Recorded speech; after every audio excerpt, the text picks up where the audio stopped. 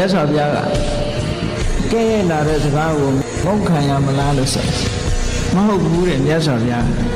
တုံ့ပြန်မှုတော့ပေးရမယ် respond လုပ်ရမယ်မုန်းခံနေဖို့မပြောကဲရဲ့လာမယ်ဆွဆွဲလာမယ်ဆိုလို့ရှိရင်မဟုတ်ဘူးဆိုတာကိုပြန်ပြောရပြန်ပြီးခြေပပြောဆိုအောင်သို့တော့ရှင်တဲ့ကဒေါသနဲ့ပြန်မလုံးနဲ့ဒေါသနဲ့ပြန်လို့ရင်သူ့ဟာကိုအတိမပြုတ်ရောက်သွားတယ်ပြန်ပြီးတော့တုံ့ပြန်ဖြေရှင်းပါတဲ့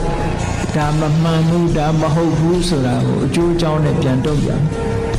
သို့တော့တစုံတစ်ယောက်ကဆဲလာပြီဆိုလို့ရှိရင်ကတော့သိခံလိုက်ပါတော့အဲ့ဒါကြတော့တုံ့ပြန်เสียမလို့အဆဲလဲခံရသေးတယ်အကဲ့ရဲ့လဲခံရသေးတယ်ကိုယ့်ရည်ရှင်တဲ့နှလုံးထဲမှာလှုပ်ရှားပြီးတော့အကောင်းဆုံးအကြောင်းကျိုးသိတတ်တဲ့အသိပညာလဲကိုယ်မှမဖြစ်ဘူးဆိုကိုယ့်ရဲ့ဆုံးရှုံးမှုတွေဒီမှာပဲရှိနေတယ်